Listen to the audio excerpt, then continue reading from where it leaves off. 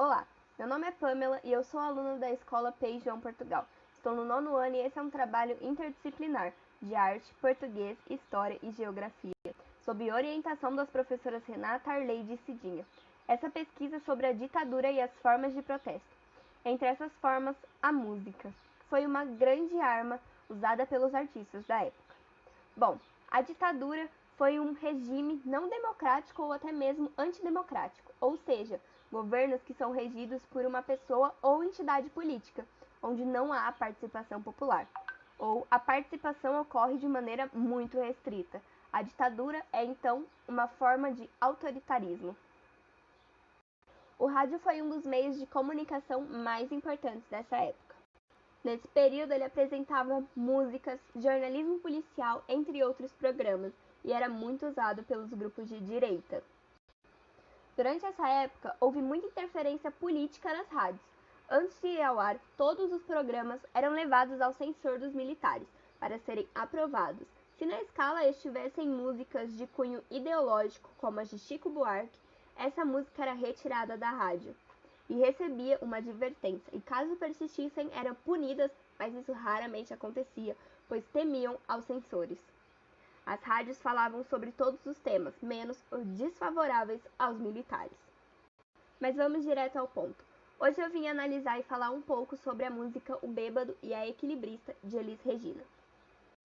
Essa música foi lançada em 1979, no álbum Essa Mulher, de Elis Regina. O Bêbado e a Equilibrista foi adotada pelos brasileiros como hino da anistia, em referência à lei que concedeu perdão aos perseguidos políticos e abriu caminho para o retorno da democracia no país. Foi composta por João Bosco e Aldir Blanc, mas originalmente pensada por Bosco como uma homenagem a Charlie Chaplin, falecido em 1977. A harmonia, por exemplo, tem passagens melódicas, propositalmente parecidas com Smile, do filme Tempos Modernos. Assim como outras músicas escritas durante a ditadura, a letra de O Bêbado e a Equilibrista é recheada de metáforas, utilizadas para denunciar a situação do país. Como adiantei, a música foi pensada por Bosco, com o intuito de homenagear Charlie Chaplin, que havia morrido no Natal de 1977. Estava em Minas, naquelas festividades de Natal e Ano Novo, e as pessoas já entrando no clima carnavalesco.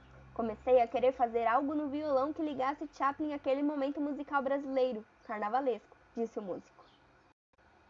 Segundo ele, a inspiração surgiu pelo fato de Chaplin tratar de temas a favor dos miseráveis, mas com alegria. E no final dos filmes havia sempre um horizonte onde você podia chegar a pensar e um dia viver em um mundo diferente, não tão desfavorecido como este.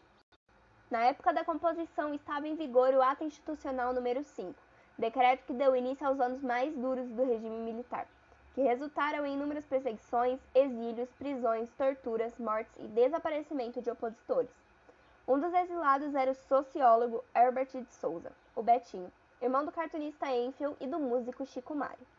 Em uma conversa com os irmãos de Betinho, Aldir Blanc teve a ideia de fazer da música um protesto pela volta de todos os exilados perseguidos, pelo ponto de vista de um personagem chapliniano, o Bêbado.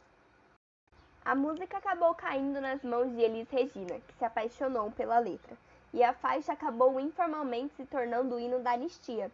Ao pedir pela volta do irmão de Enfield, ela passou a mobilizar milhares de pessoas pelo fim da repressão.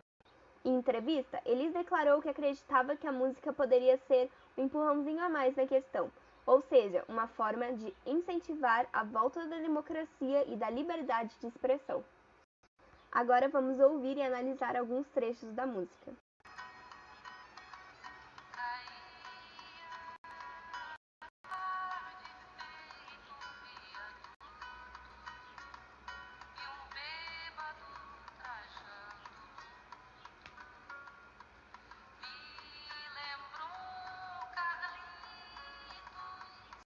A música começa com um tom de desesperança, representado pelo fim repentino do dia. A menção ao viaduto é uma referência ao elevado Paulo de Frontin, que desabou no Rio de Janeiro em 1971, deixando dezenas de mortos e feridos. De forma irônica, Aldir Blanc se refere ao otimismo do período como uma ilusão tão frágil quanto uma obra mal feita. Além disso, temos a figura de Carlitos, um personagem mais famoso de Chaplin, que representa a classe trabalhadora, a mais afetada pela situação. Também é possível entender o personagem como um representante da classe artística, uma vez que as roupas pretas de Carlitos simbolizaram o luto pela falta de liberdade.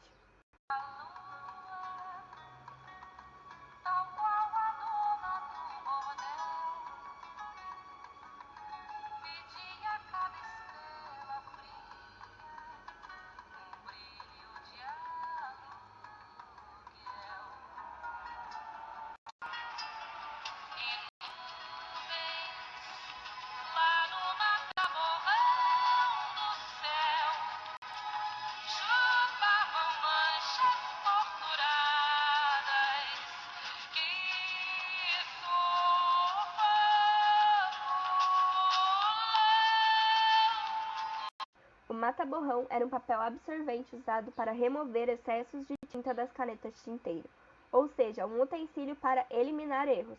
Assim, o verso em nuvens no mata-borrão do céu se refere às torturas e desaparecimentos promovidos pelo regime militar.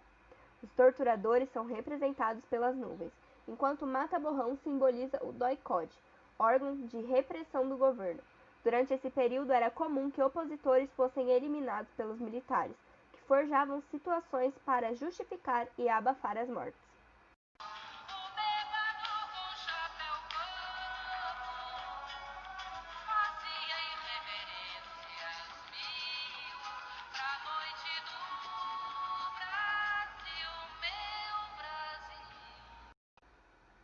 A figura do bêbado com o chapéu coco é mais uma referência ao personagem Carlitos, usado aqui como representante do povo brasileiro. Assim como Carlitos, que mantinha a reverência diante das dificuldades, o povo continuava a tentar a levar a vida como um bom humor, acreditando que dias melhores chegariam.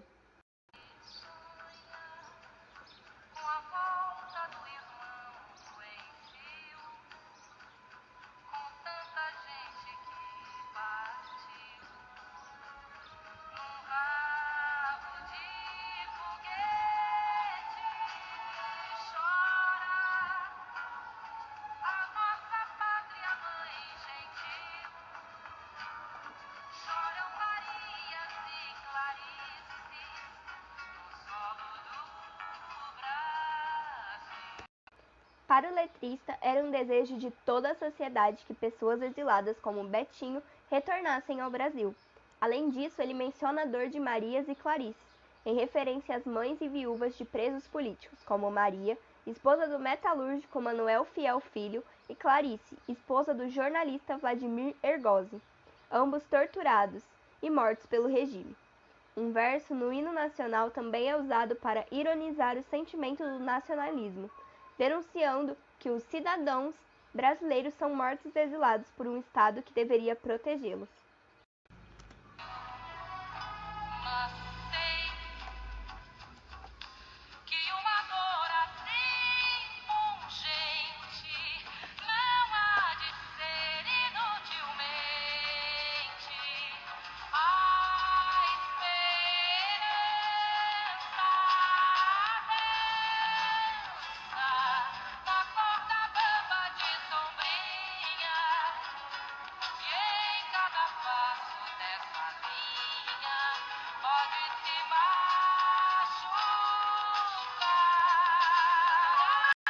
A música, que começa em um tom de desalento, termina com a mensagem de fé, a luta de pessoas contrárias ao regime que sonhavam com a abertura democrática.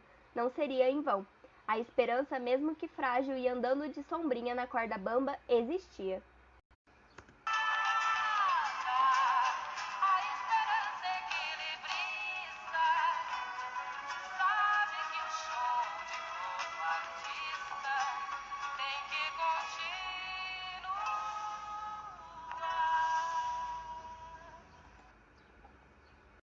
Ainda que o período fosse de incertezas, tanto o povo quanto a classe artística deveriam seguir em frente equilibrando suas esperanças na corda bamba. Afinal, a vida só tem um sentido: a frente.